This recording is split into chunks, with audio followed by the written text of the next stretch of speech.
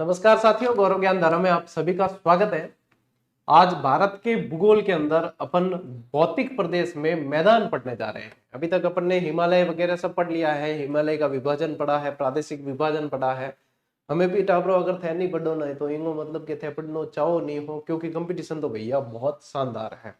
और वरिष्ठ अध्यापक की यदि पोस्ट देखे जाए तो अच्छी खासी पोस्ट है। बहुत ज्यादा कम भी नहीं कह सकते, बहुत अधिक भी नहीं कह सकते, ठीक है। जितनी आ सकती थी उतनी तो नहीं है, लेकिन फिर भी 6,000 पोस्टें तो बहुत अच्छी में ही आती है। तो इसलिए ये अंतिम 3 महीने जो है ना भाई साहब, जोर लगा दो, जी जान लगा दो, लेकिन छोड़ना नहीं है, मैं तो यही कहूंगा। ठीक है, आज मैं आप लोगों को मैदान करवा दूंगा, कल प्रायद्वीपीय पठार करवा दूंगा, परसों आप लोगों को द्वीप समूह करवा दूंगा, फिर आप लोगों को जलवायु करवा दूंगा, फिर आप लोगों को नदियां करवा दूंगा। भूगोल मेरा हो जाएगा तो मेरा आप लोगों को किया हुआ वादा पूरा हो जाएगा। इससे पहले भी मैंने भूगोल पढ़ा रखा है भारत का, लेकिन फिर भी मैं आप लोगों को वापस पढ़ा रहा हूँ, तो पढ़ लो टाबरो, है ना। और गिंगे कई जना आज उतावड़ वाला क्या गुरुजी एकदम फटा क्यों खींच लो, एकदम मोटर गाड़ी यूं स्पीड हूं, तो क्या मेरे के नोट्स बनाना है, रिवीजन करना पड़ी, तो टाबर नोट्स बनाना है, रिवीजन करना है, जो भी है। तो दो चार चीजें शायद थे ध्यान को नहीं दी। एक सब पहली चीज के 7-8 महीना होगा गाइड दी उन्हें, ठीक है, वरिष्ठ अध्यापक की गाइड वो दे रखी है, कई बच्चे पढ़ रहे हैं, ठीक है, और उन्होंने उसको पूरी भी कर ली है। दूसरी बात कि भारत की भूगोल की क्लासें ऑलरेडी मैंने पहले भी ले रखी है, तो जिसको जल्दबाजी है तो वो वहां से देख सकते हैं।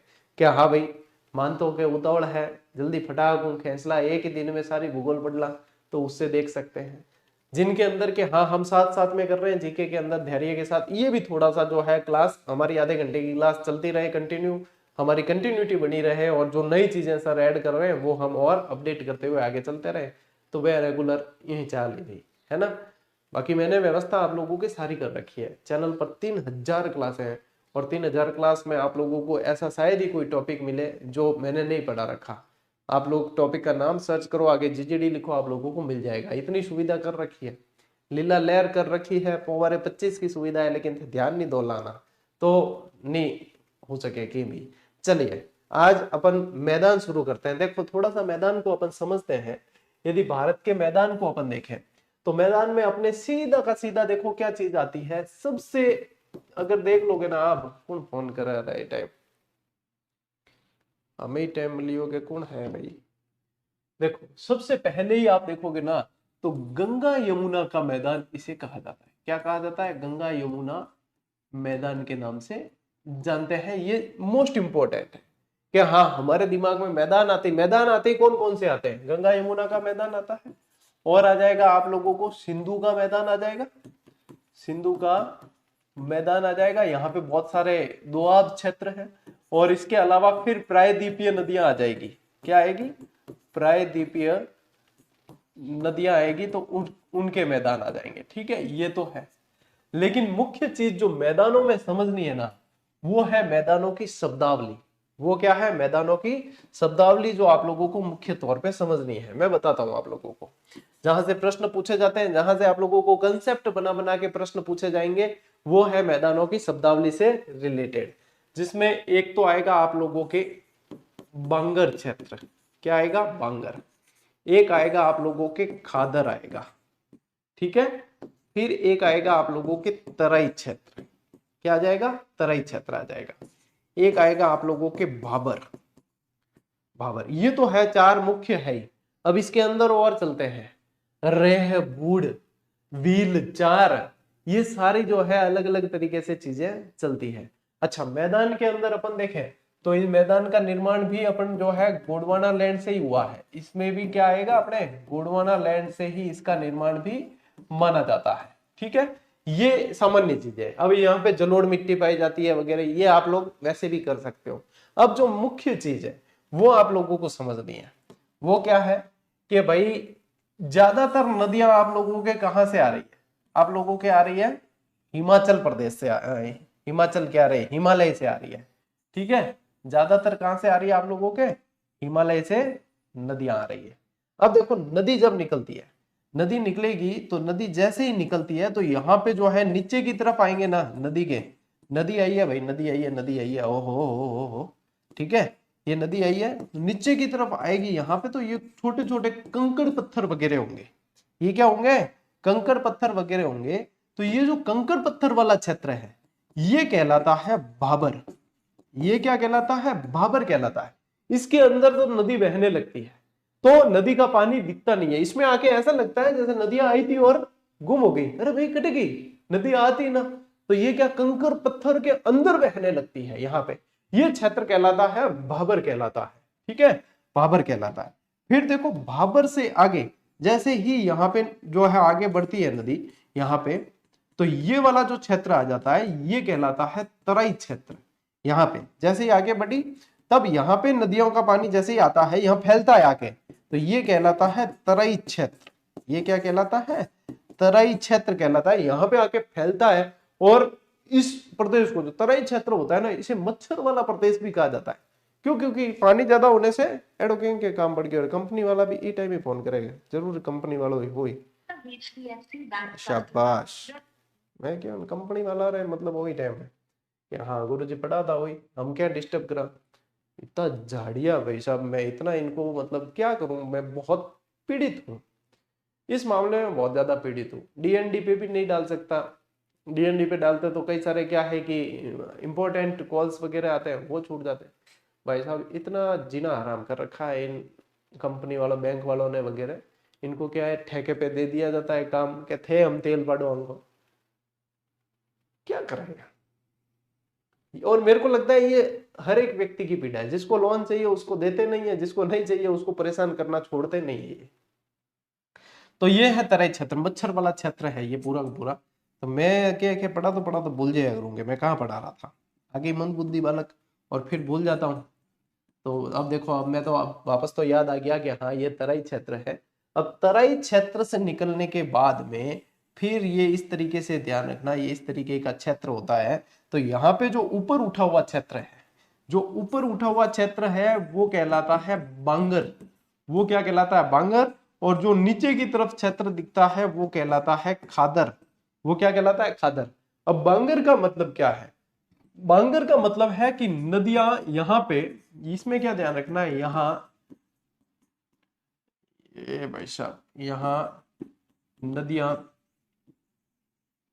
कभी आती थी, कभी आती थी, या एक बार कभी आई है वापस नहीं आती, ठीक है, आती थी अब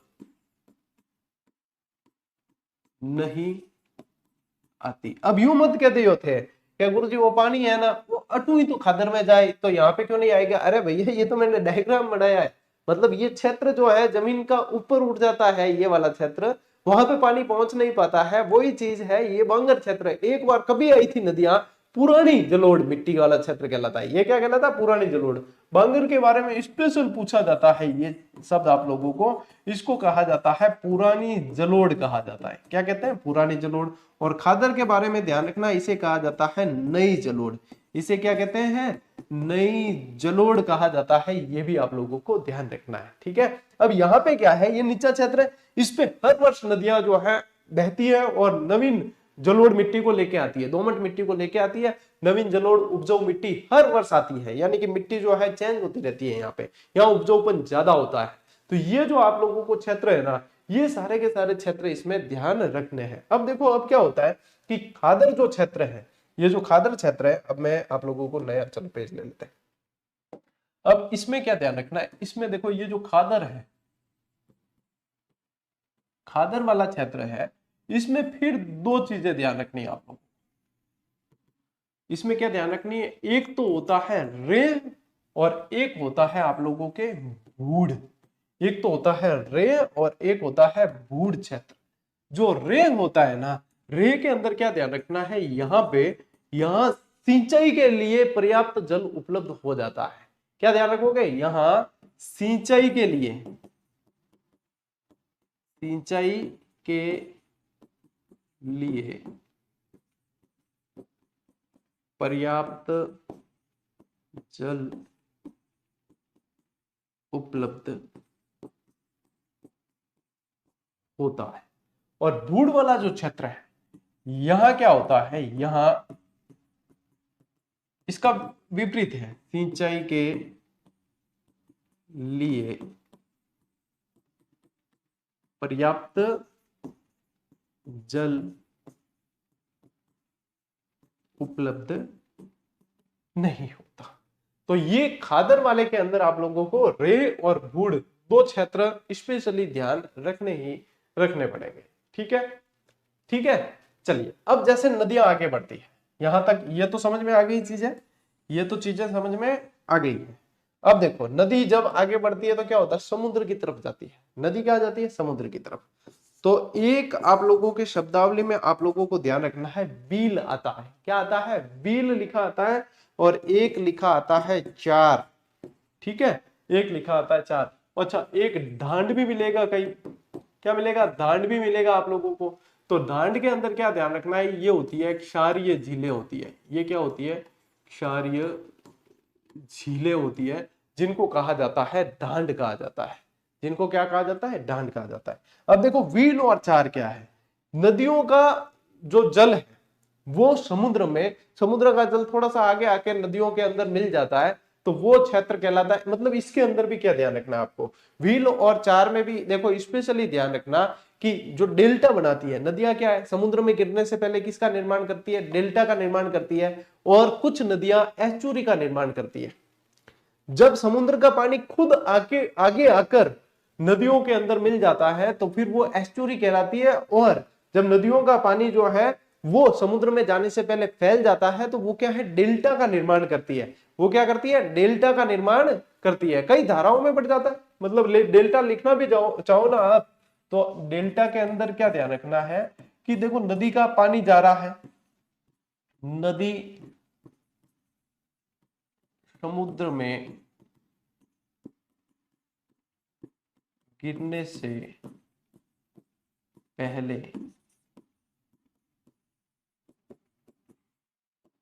कई धाराओं में विभक्त हो जाती है। ये तो मैं इसलिए नोट्स मेकिंग पैटर्न पे आप लोगों को पढ़ाता हूँ स्लाइड बना के, क्योंकि समय का सदुपयोग बहुत होता है और चीजें समझ आती है। नहीं, मैं पूरी क्लास आप लोगों को लिख के भी समझा सकता हूँ, सारे पैटर्न है, लेकिन मुझे विद्यार्थी हित में जो पैटर्न लगता है वो यही अच्छा है कि स्लाइड बना के नोट्स मेकिंग पैटर्न, चीजें समझ में आ गई, बच्चों के पास प्रॉपर नोट्स पहुंच गए, तो बढ़िया तरीके से वो क्या है, रिवाइज कर सकते हैं और सिलेक्शन का आधार बनता है बच्चों के। बाकी अपने पास में सारे तरीके है ना, तो मैं हर तरीके से आप लोगों को, मतलब मेरी तरफ से पूरा ही एफर्ट देना चाहता हूं कि ये तो डेल्टा से समझ गए ये।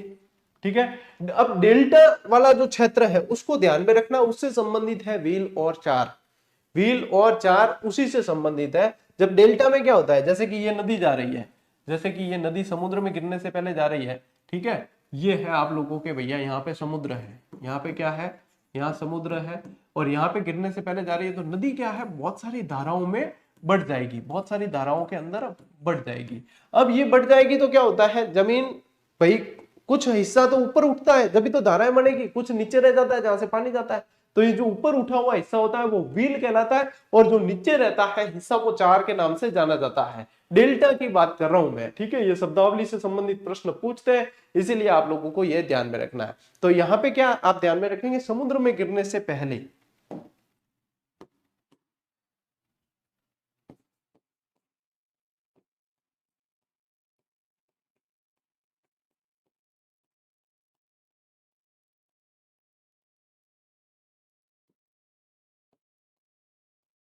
क्या लिखेंगे, व्हील के अंदर समुद्र में गिरने से पहले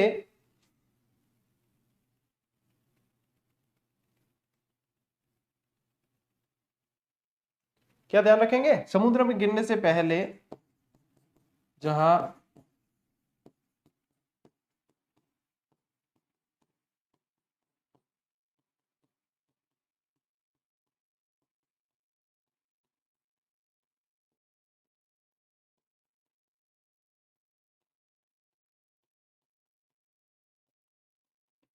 ठीक है, ये कहलाता है आप लोगों के व्हील कहलाता है।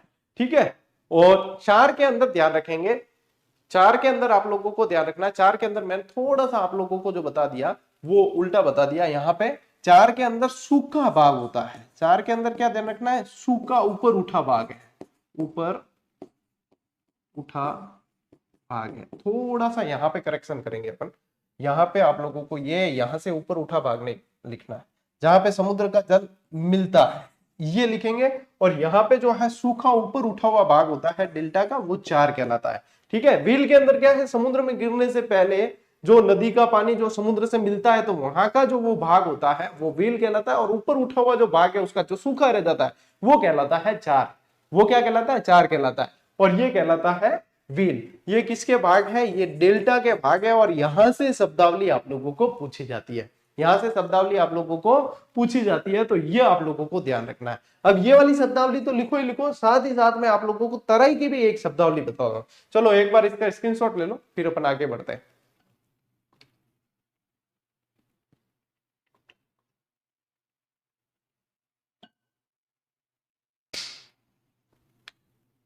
चले, देखो अब आते हैं अपन, अब जो तराई वाला क्षेत्र है, तराई से क्या शब्दावली आप लोगों को पूछी जा सकती है। तो तराई से आप लोगों को ध्यान रखना है, 3 तरह की शब्दावली ध्यान रखनी है। एक तो होते हैं टीले, ठीक है, एक तो आप लोगों को ध्यान रखना है टीले होते हैं, एक होती है आप लोगों के तल्ली, ठीक है, और एक होती है आप लोगों की टाट। अब ये टाट वही है अस्थायी जिले जो अपन मरुस्थल के अंदर भी पढ़ते हैं, ठीक है, ये वही चीज है। अब यहाँ पे तराई क्या है, तराई क्षेत्र पता चला बाबर से निकलने के बाद में जब नदियां जो है खुले मैदान में आ जाती है थोड़ी सी, वो क्षेत्र क्या कहलाता है, तराई कहलाता है। वो क्या कहलाता है, तराई कहलाता है। ये निम्न भूमि क्षेत्र है, क्योंकि भाबर वाला जो है थोड़ा सा ऊपर उठा हुआ क्षेत्र होता है, और उसके बाद में ये निम्न भूमि क्षेत्र होता है। तो टीले के अंदर आप लोगों को ध्यान रखना है कि नदियों द्वारा निर्मित जो होते हैं, यहाँ पे नदियों द्वारा निर्मित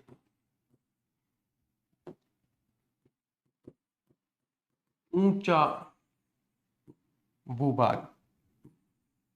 अब नदियों द्वारा निर्मित इसलिए लिखा है क्योंकि ये तराई का क्षेत्र का भाग है, इसलिए मरुस्थली भाग नहीं है, इसलिए नदियों द्वारा निर्मित लिखना बहुत जरूरी है अपने लिए, नहीं तो अपने क्या है मरुस्थली इसको समझ लेते।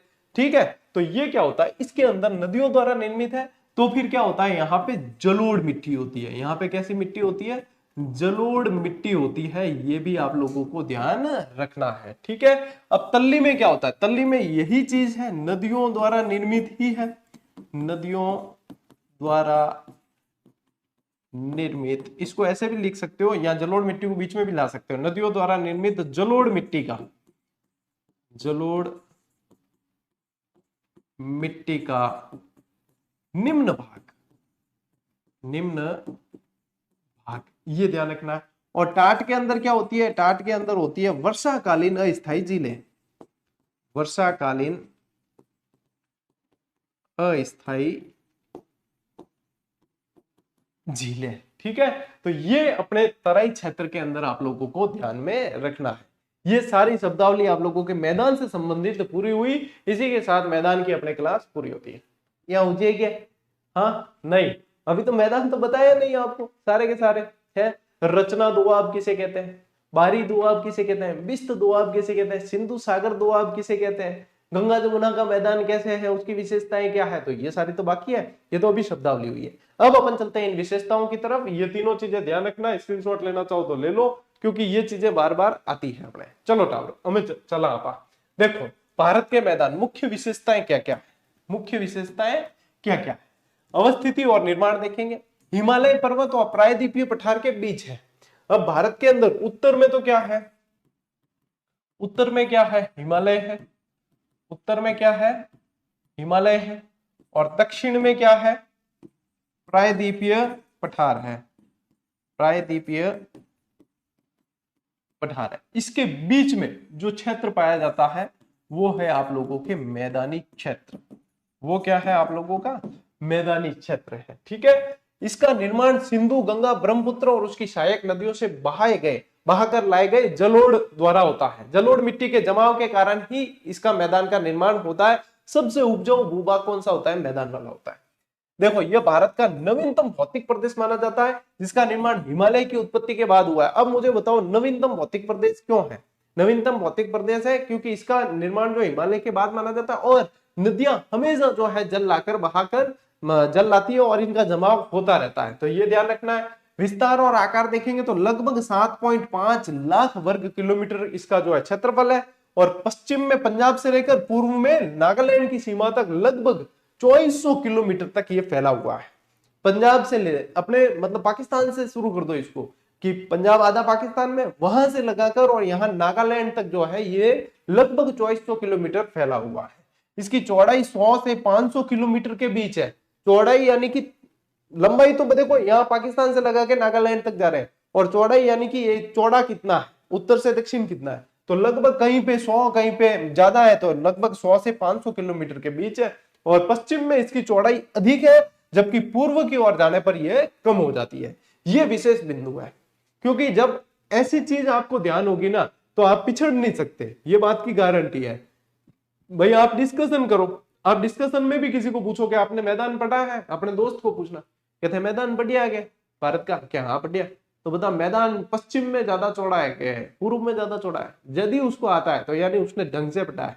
और ज्यादातर बच्चे जो है इस तरफ ध्यान ही नहीं देते हैं। समस्या क्या हो रही है पता है, फर्स्ट ग्रेड सेकंड ग्रेड और इनके अंदर 40% नहीं आ रहे फर्स्ट पेपर में। और ऐसा नहीं है कि वो 40% ला नहीं सकते, वो ला सकते हैं, लेकिन इतने ज्यादा दिग्भ्रमित हुए हैं, कई तरह की सलाह देने वाले कई तरह के लोग हो गए, कई तरह का मार्केट बन गया, मतलब क्या सही है क्या गलत है वो समझ नहीं पा रहे, जो किताबें उन्हें पढ़नी है वो पढ़ रहे नहीं है, अलग ही माहौल चल रहा है। जो पिछले साल 2 साल के अंदर भाई साहब जो दुर्गति हुई है ना, किस कारण, सिर्फ पेपर पैटर्न बदलने के कारण नहीं, बहुत ज्यादा जो है लोगों ने अपने अपने स्वार्थ की वजह से तरह तरह की सलाह दे दी। किस लिए? खुद का थोड़ा सा स्वार्थ सिद्ध हो जाए, मेरी 4 किताबें बिक जाए, मेरे 4 कोर्स बिक जाए, 4 लोग मुझे देखने लग जाए, इस चक्कर में किसी ने विद्यार्थी हित के बारे में सोचा नहीं, तरह तरह से गुमराह करने के कारण, इस कारण 40% नहीं बन रहे बच्चे को। इसीलिए मैं कहता हूं 1 या 2 शिक्षक को फॉलो करो। कोई भी शिक्षक देखो आप लोगों को गलत सलाह तो नहीं देता है, लेकिन ज्यादा के चक्कर में आप लोग किसी की भी सलाह नहीं मान पाते, आप एक दूसरे से कंपैरिजन करने में रह जाते हैं। 1 या 2 शिक्षक को मार्गदर्शक बनाओ, वो जैसे जैसे बताते हैं समय समय पे उनके अनुसार पढ़ते रहो, उनके अनुसार आगे बढ़ते रहो। अरे 40% क्रॉस कर गए ना जीके में तो वैसे ही सिलेक्शन है, 40% के फापे पड़ रहे हैं। आरपीएससी एसआई में क्या हुआ, यही चीज हुई। फर्स्ट ग्रेड वालों के क्या हुआ, यही चीज हुई। सब्जेक्ट में सभी के सब्जेक्ट अच्छा होता है, 40% जिसके क्लियर चयन हो गए, चयनित हुए। मेरी तो सिलेक्शन वाले बच्चों से रोज बात होती है किसी न किसी से, और रोज डिस्कशन, रोज निष्कर्ष निकलता है उसका, यही है। तो भाई जितो थे लोड लो ना, भी तो लोड लेने का काम नहीं है, 40% का टारगेट पार करो, और जैसे उसको पार कर जाते हो तो यानी कि आप तो सेफ जोन में हो पूरी तरीके से। तो इस तरीके से पढ़ना है, ले स्क्रीनशॉट। चलिए ऊंचाई और ढाल देखना। इस मैदान की अधिकतम ऊंचाई सामान्यतः समुद्र तल से 250 मीटर से कम है, औसतन मानते। इसके निर्माण में हिमालय से निकलने वाली नदियों का योगदान है। अब देखो आई चीज में बताई था कि हिमालय से निकली नदियां तो क्या आती है, यहाँ पे कंकड़ पत्थर में आती है जो भाबर वाला क्षेत्र है, फिर ये तराई वाला क्षेत्र, ऊपर उठा हुआ जो भाग है वो बांगड़ कहलाता है, और नीचे वाला जो भाग है वो क्या कहलाता है, खादर कहलाता है। खादर यानी नवीन जलोढ़ के रोज खाद देवा, ठीक है, नवीन जलोढ़ है, और बांगड़ यानी पुरानी जलोढ़ है। अब देखो यहाँ पे क्षेत्रीय वितरण देखेंगे तो लगभग आधा भाग इसका उत्तर प्रदेश में स्थित है, और बाकी जो भाग है वो पंजाब, हरियाणा, बिहार, पश्चिम बंगाल और असम राज्यों में फैला हुआ है। यानी कि यूपी मोस्ट ऑफ क्षेत्र रखता है मैदान का, भाई साहब ध्यान रखना। और देखिए हिमालयी नदियों में देखो क्या ध्यान रखना है कि कोमल संरचना से बहने के कारण ये अपने साथ भारी मात्रा में मलबा यानी कि सिल्ट लाती है, जो मैदान निर्माण का मुख्य आधार है। ज्यादा कंकड़ पत्थर नहीं लाती, सिल्ट यानी कि गाद जो होती है ना, वो ये ज्यादा लेकर आती है, जिसकी वजह से इस मैदान का निर्माण हुआ है। और दक्षिण भारत की जो नदियां ये कठोर संरचना और कम ढाल में बहती है, इसलिए विशाल मैदान के निर्माण में इनका योगदान अपेक्षाकृत कम है। वहां पे क्या है, पठारी क्षेत्र है और इतनी ढलान है नहीं, ये क्या ढलान ज्यादा है तो मलबा वगैरह ज्यादा लेकर आती है, तो इस वजह से ये मैदानी भाग के निर्माण में विशेष योगदान देती है। ठीक है, ध्यान रखियो। देखो सब तरीके में बताया हुआ है, हिमालय, हिमालयों निकली भाबर, तराई, और देखो डीप जो भाग है वो खादर है, और ऊपर उठे हुए भाग वो बांगड़ है। बांगड़ और खादर बहुत मोस्ट इंपोर्टेंट है, ले भाई साहब स्क्रीनशॉट। चलो अब भाबर का मैदान, अब स्पेशली पढ़ते हैं भाबर का मैदान। इसका विस्तार देखिए, यह शिवालिक की तलहटी, शिवालिक यानी हिमालय का सबसे दक्षिणी भाग, उप हिमालय जिसे कहा जाता है, पाद हिमालय जिसे कहा जाता है, निम्न हिमालय जिसे कहा जाता है। और इतनी बार बताएं, हिमालय का सबसे दक्षिणी भूभाग कौन सा है? शिवालिक। ठीक है, तो शिवालिक की तलहटी में सिंधु नदी से लेकर तीस्ता नदी के बीच अविच्छिन्न जो रूप है, यानी कंटिन्यू जो फैला हुआ रूप है, वो है इसका विस्तार क्षेत्र। निर्माण देखो, इसका निर्माण हिमालय से नीचे उतरती हुई नदियों द्वारा लाई गई बजरी जैसे कंकड़ पत्थर के निक्षेपण के फलस्वरूप हुआ है। अन्य नाम शिवालिक का जलोढ़ पंख कहा जाता है। मोस्ट इंपॉर्टेंट कर देना इसे क्या कर देंगे? मोस्ट इंपॉर्टेंट, कि ये भाबर का जो मैदान है इसे शिवालिक का जलोढ़ पंख के नाम से जाना जाता है। ठीक है, ये ध्यान रखना है। ये मैदान का सबसे ऊंचा भाग है। नदियां इसमें लुप्त हो जाती है एक तरीके से, नदियां इसमें क्या है, एक तरीके से लुप्त हो जाती है। मैदान का ऊपरी भाग है, यानी कि वो ये भाबर है भाई। भाबर में ध्यान रखना, क्या भाबर लारे नदियां जी को है नहीं, मैं लुप्त हो जाए दिखे कौन? बाबर लारे नदियां नहीं दिखे, बाबा ही बाबा दिखे, वो ध्यान रख लो। तो बाबर में नदियां लुप्त होती है। देखो कंकड़ पत्थर है, इसके अंदर क्या पता ही नहीं चलता कि नदियां, जबकि अंदर बहुत जबरदस्त तरीके से नदियां बह रही होती है। जैसे ही बाबर से बाहर निकलती है तब नदियों का असली रूप देखने को मिलता है। अरे भाई साहब, इतनी खतरनाक नदी, अरे गंगा यमुना वगैरह नदियां बहती हुई देखिए, बहुत जबरदस्त। जब कभी ट्रेन में से वगैरह भी अपन जाते हैं तो देखो भाई क्या जबरदस्त जबरदस्त नदियां होती है।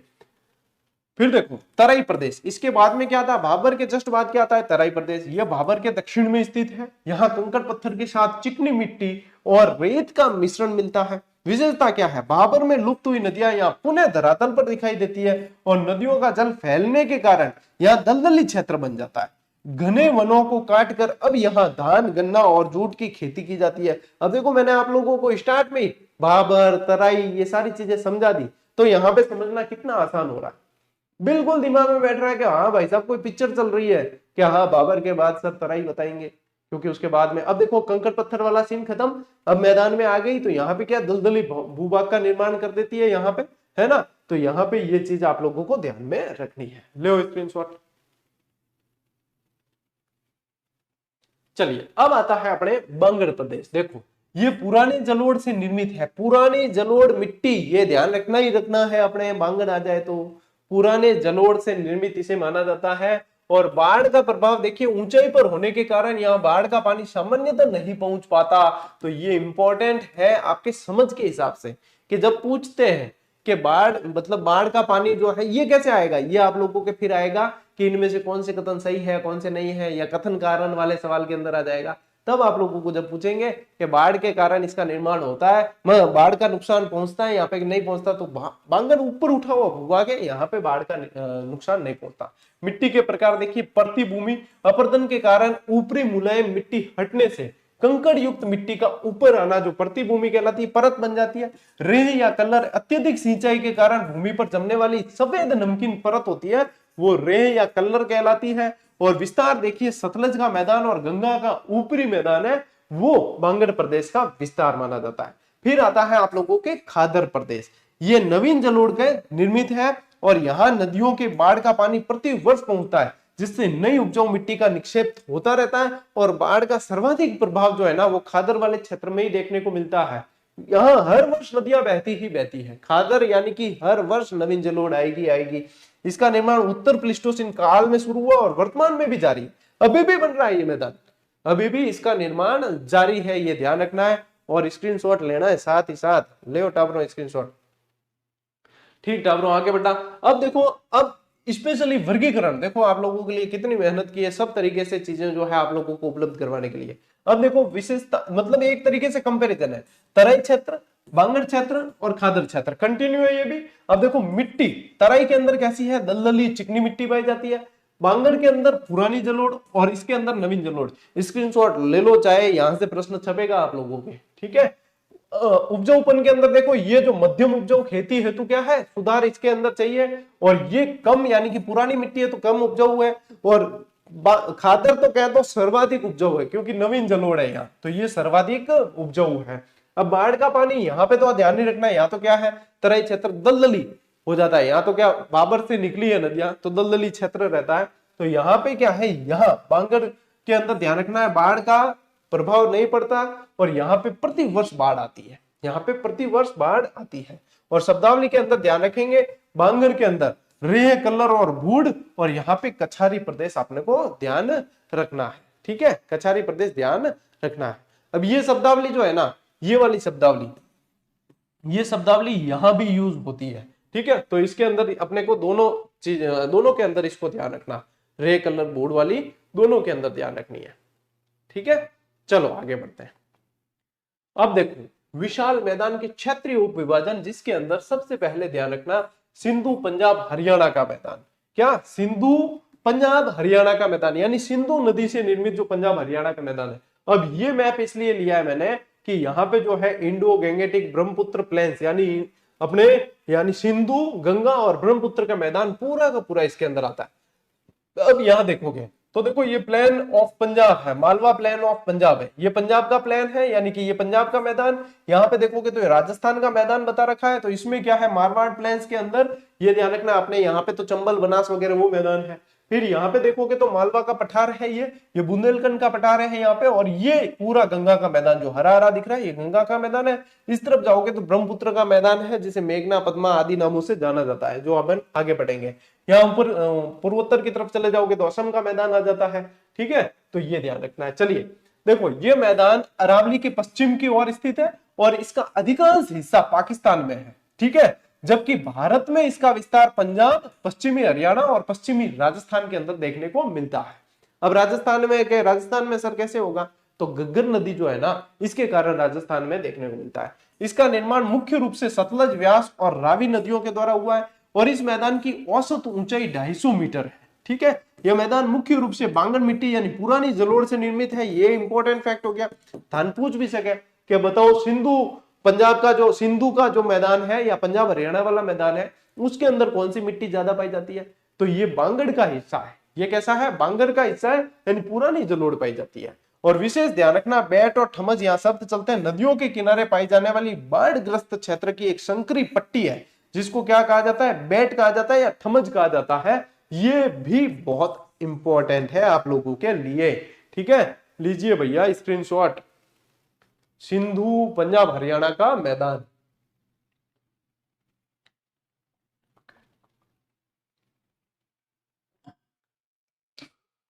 चलो अब देखो, अब एक चीज समझो कि यहां पे बता देता हूं, यहां ये एक नदी जा रही है, ठीक है, और एक नदी और आ रही है यहां से। अब इसके बीच का जो क्षेत्र है वो कहलाता है आब क्षेत्र। वो क्या कहलाता है, आब। अब मान लीजिए कि ऐसे ही 5 नदियां मिल गई तो पंच प्लस आब यानी कि पंजाब बना, और 2 नदियों के बीच का क्षेत्र है तो वो क्या कहलाता है, दोआब कहलाता है। इसलिए ये शब्द ध्यान में रखने अपने, ये क्या कहलाता है, दोआब। अब पंजाब जो है ना वो 5 नदियों के बीच का क्षेत्र है, इसलिए पंजाब कहलाता है। ठीक है, वो क्षेत्र का नाम ही पंजाब इसलिए पड़ा है, लेकिन वो दोआब से मिलके है, तो ये दोआब आप लोगों को पूछे जाते हैं। क्या पूछे जाते हैं, दोआब। अब देखो ये जो है ये बिस्त दोआब है। ये कौन सा है, बिस्त जलंधर का दोआब। ये है व्यास और सतलज नदी के बीच है। ये कहां है, व्यास और सतलज नदी के बीच। एक बार समझो, फिर मैं आप लोगों को याद रखना भी बताऊंगा, यहाँ मैप से भी समझेंगे। बारी दोआब रावी और व्यास के बीच है।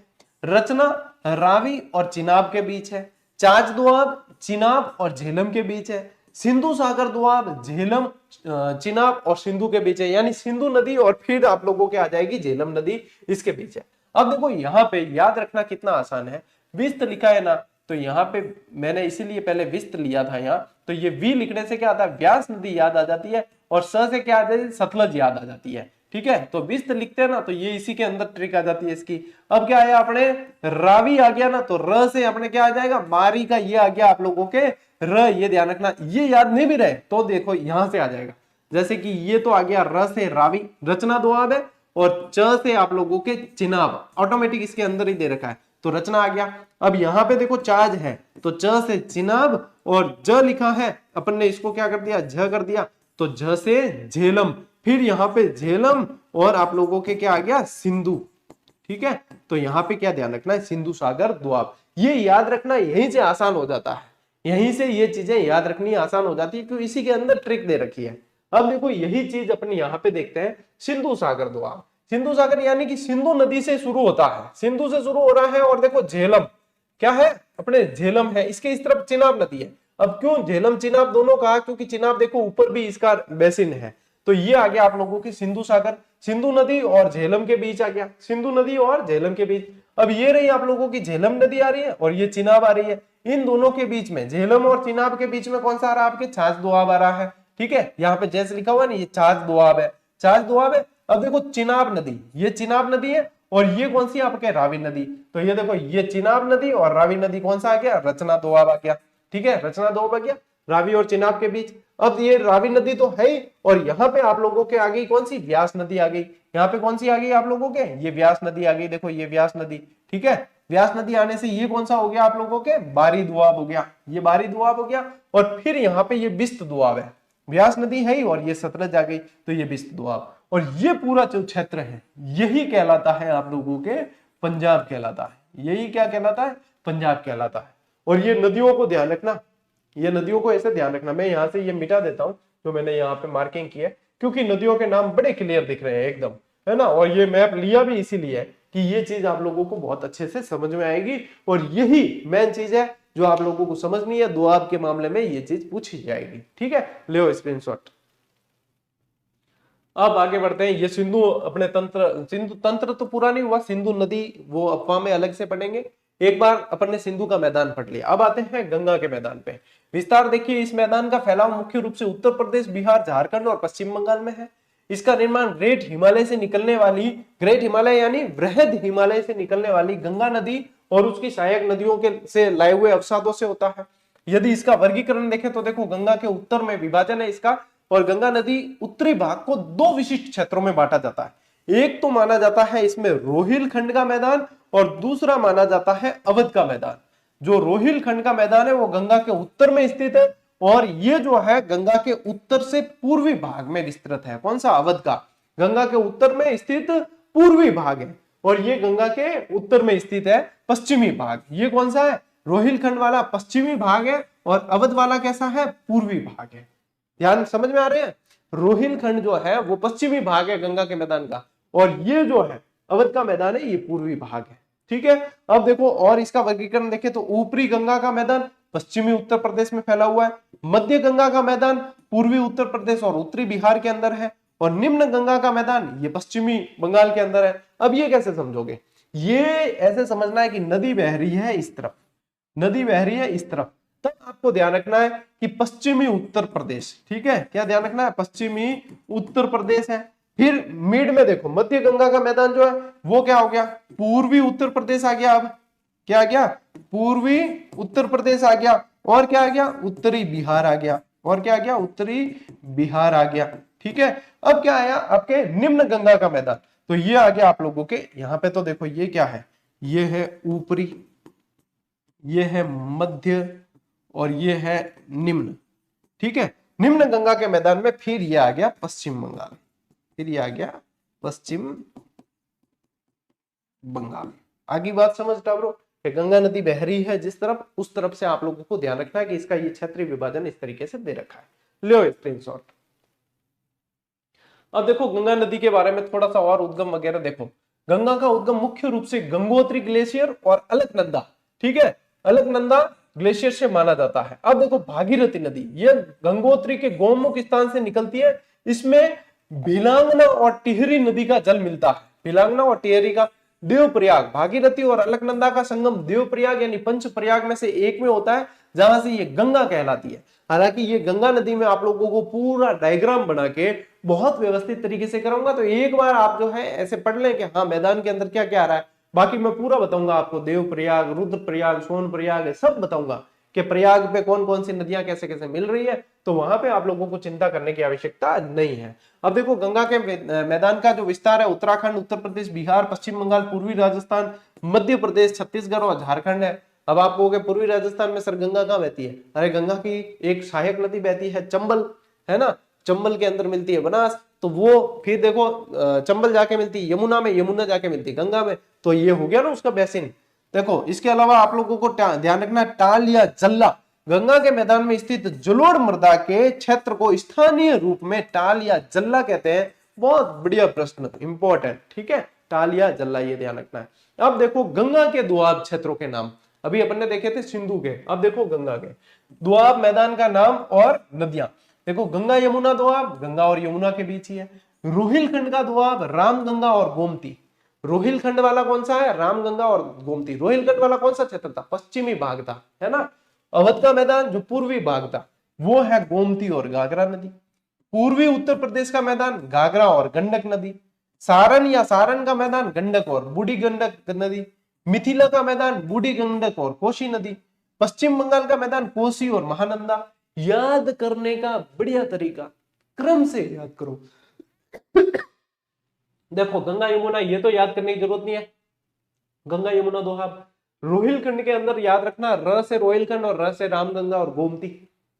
रामगंगा और गोमती, इसी गोमती को लाओ यहां, इसी गोमती को लाओ यहां, गोमती और घाघरा। इसी घाघरा को लाओ यहां, घाघरा और गंडक। इसी गंडक को लाओ यहां, गंडक और बूढ़ी गंडक। फिर ये बूढ़ी गंडक को लाओ यहां, बूढ़ी गंडक और कोसी। फिर ये कोसी को लाओ यहां, कोसी और महानंदा। और इस तरीके से ध्यान रखना, गंगा यमुना, रोहिलखंड, अवध, पूर्वी उत्तर प्रदेश, सारण, मिथिला और पश्चिम बंगाल। और ये तरीका है कि कंटिन्यू क्या है, चीजें याद हो जाती है। 5 से 10 मिनट इसको ध्यान से पढ़ो, दिमाग में बिठाओ, किताब बंद करो, आपको याद, कॉपी बंद करो, आपको सीधी याद है। क्या याद करना? इसका क्रम जैसे मैंने लिखा है वैसे याद करना, इसका क्रम जैसे लिखा है वैसे याद करना।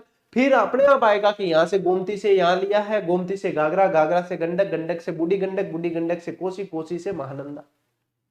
सीधी चीजें याद हो जाएगी। लियो स्क्रीनशॉट।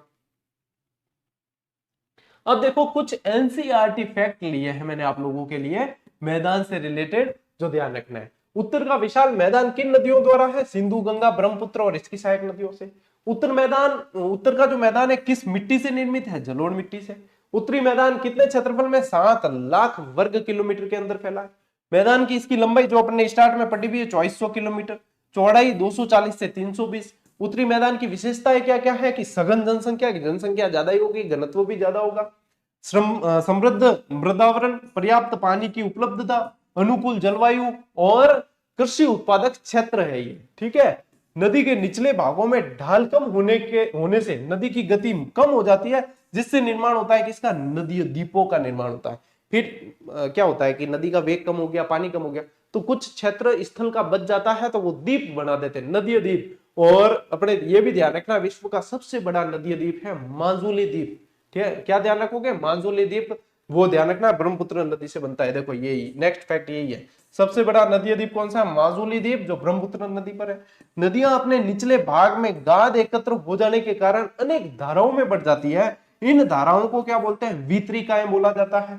और दोआब का शाब्दिक अर्थ क्या है? दो नदियों के बीच का उपजाऊ भाग। 5 नदियों की भूमि क्या कहलाती है? पंजाब। और उत्तरी मैदान को कितने वर्गों में बांटा है? 3 वर्गों में, पंजाब का मैदान, गंगा का मैदान, ब्रह्मपुत्र का मैदान, ठीक है। अब थे कहोगे गुरुजी ब्रह्मपुत्र मैदान नहीं पढ़े, वो ब्रह्मपुत्र नदी पढ़ेंगे अपन स्पेशली, उसके अंदर ब्रह्मपुत्र का मैदान पढ़ाऊंगा, एक बार इसका स्क्रीनशॉट लो। इसी के साथ भाई साहब आप लोगों के ये मैदान वाली क्लास पूरी हो चुकी है। नेक्स्ट क्लास आएगी आप लोगों के प्रायद्वीपीय पठार की, और उसके बाद में अपन एक पढ़ लेंगे द्वीप, और हो सकता है हाँ द्वीप अलग से ही पढ़ेंगे, क्योंकि प्रायद्वीपीय पठार वैसे भी क्लास इतनी की इतनी बड़ी होगी, है ना। तो ये चीजें अब मैंने कुछ भी बाकी नहीं रखा आपके पीछे, ठीक है, सब कुछ आ गया, इतना याद कर लिया, इतना पढ़ लिया, इतने समझ लिए, तो भाई साहब आप वैसे ही लाखों बच्चों से आगे हो।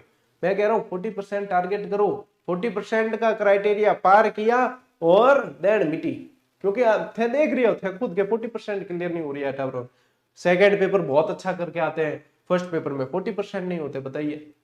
पश्चाताप करने के लिए कोई चीज नहीं मिल रही उनको, इसलिए कह रहा हूं कि व्यवस्थित तरीके से पढ़ो, दिग्भ्रमित मत हो, 1-2 टीचर के मार्गदर्शन में रहो, उनसे देखते रहो, गाइडेंस वीडियो बनाते हैं तो वगैरह, या ऑफलाइन भी आपको कहीं पे मिलते हैं उनसे पढ़ रहे हो, तो किसी भी 1 या 2 टीचर के संपर्क में रहो, अति के चक्कर में मत पढ़ना, ठीक है।